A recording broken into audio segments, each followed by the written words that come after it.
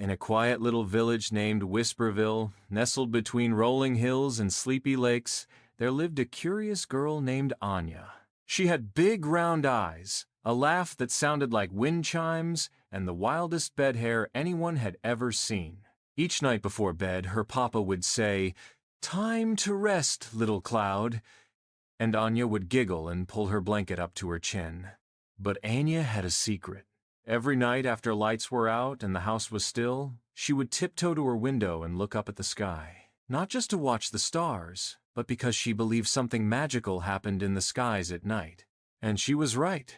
You see, once a year, when the moon turned the color of a silver peach, something very special floated into the skies above Whisperville.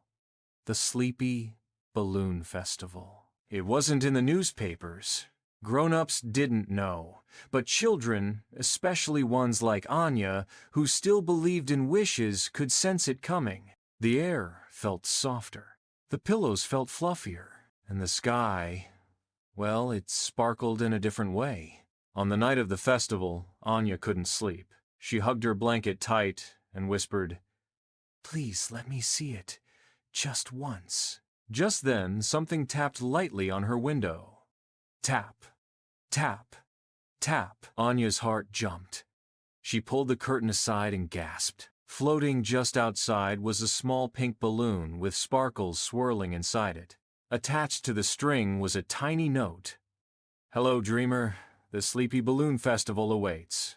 Hold tight, close your eyes, and don't forget your slippers." She grabbed her bunny slippers, stuffed Teddy into her backpack, and gently climbed onto her windowsill. She wrapped her fingers around the string, closed her eyes, and whoosh! The wind swirled. The night hummed. The stars blinked twice.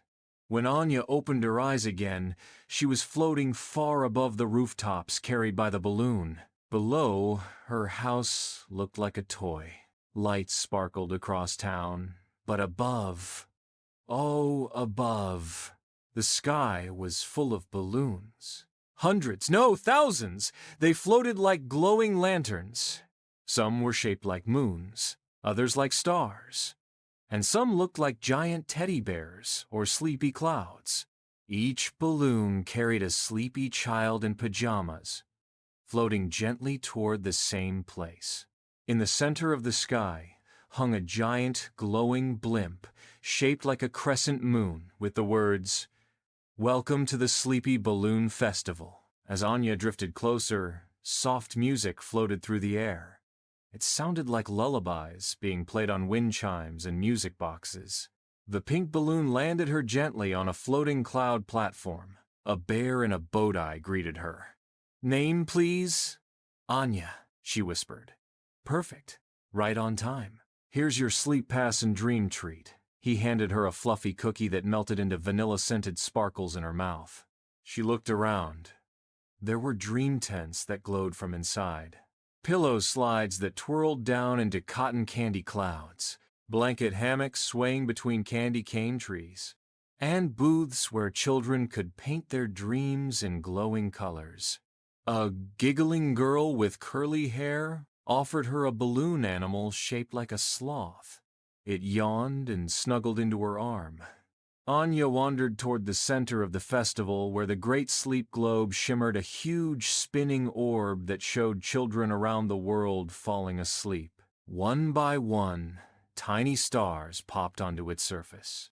A whispery voice said beside her, "Every time a child falls asleep peacefully, the globe glows a little brighter." She turned to see a fox in glasses, sipping chamomile tea. "The balloons help them," he said. "They carry the sleepy feelings down to earth." Anya's eyes widened. "So these balloons are dream helpers?" "Exactly," said the fox. "That's why only gentle dreamers are invited."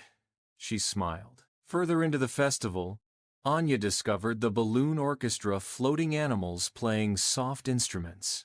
A harp made of spider webs, a xylophone made of clouds, and a piano with keys that giggled when touched.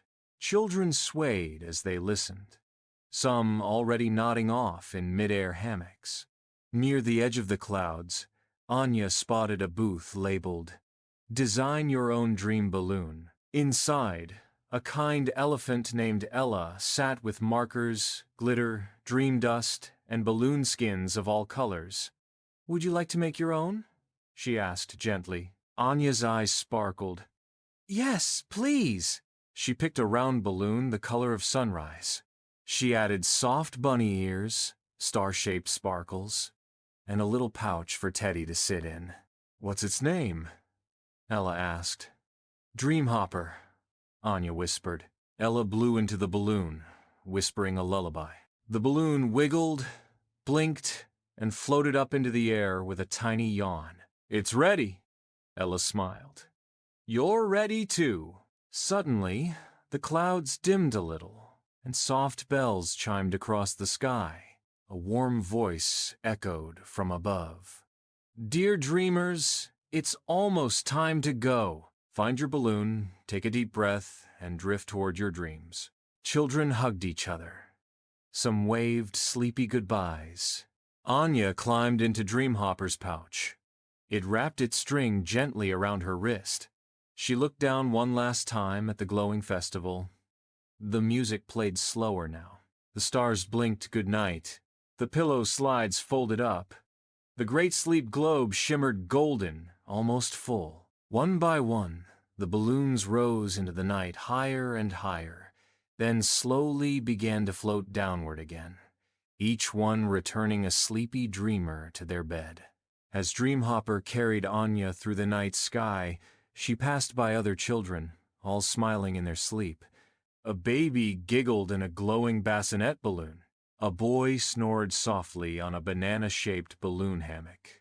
They floated together through a tunnel of feathers, where dream dust sprinkled like soft snow, through a bridge of lullabies, where gentle songs played in different languages, past a river of moon milk, where dolphins leapt slowly through liquid light. Anya's eyes grew heavier. Her bunny slippers were warm. Teddy was tucked under her arm. The air smelled like vanilla and nighttime and memories of hugs. Dreamhopper floated gently down toward her home. Her window was still open. He paused just outside. "Thank you," Anya whispered. She kissed Dreamhopper's soft ear. It blinked sleepily and gave her a tiny sparkle from its string, something to remember the festival by. She climbed back into her bed, the covers still warm. As she closed her eyes, she felt the sparkle melt into her palm like a soft kiss. And the last thing she heard was 1,000 tiny balloons whispering in the wind. "Good night, dear dreamer. Sleep tight." Until next year.